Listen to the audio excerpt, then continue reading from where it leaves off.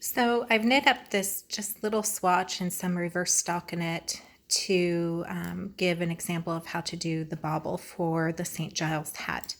And so I just have 11 stitches on here, and I've knit across, and I've designated this next stitch as the one that will be the one we're making the bobble in. Now, what you're going to do is you are going to knit into the front of that stitch and then knit into the back leg of that stitch, and then you got to pull a little bit, and then you're going to knit into the front leg of that stitch one more time.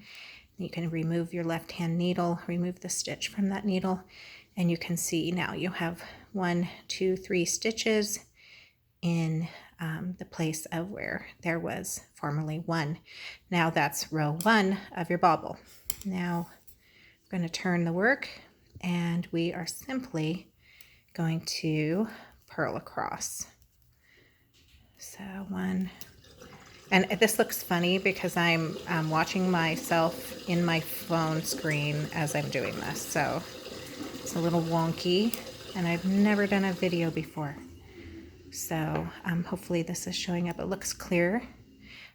So now we have done the initial knit into the front, back, and front of the original stitch.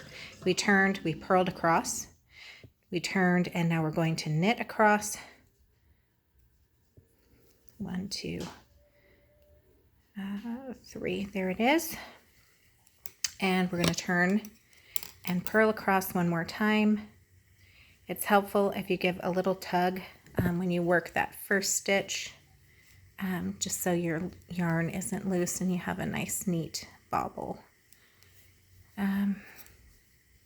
So now we have knit 4 rows, the original increase row, a purl row, a knit row, and a purl row. Now we're going to work the central double decrease to take these 3 stitches back down to 1, and this is the final step in our bobble. So we're going to knit, or insert our needle in knitwise, as if we're going to do a knit 2 together. We're going to slide those stitches off.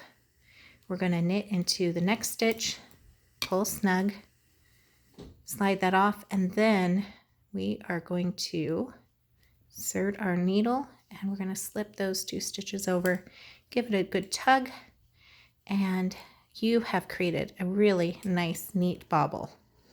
Now go ahead and bring your yarn forward and work to the end of your round according to the pattern or chart, written or charted instructions. So since we're working in the round on the hat, I'm going to slide these stitches down, and I'm just going to bring my yarn behind. How you would do if you were doing a swatch in the round and didn't want to have to knit the whole round.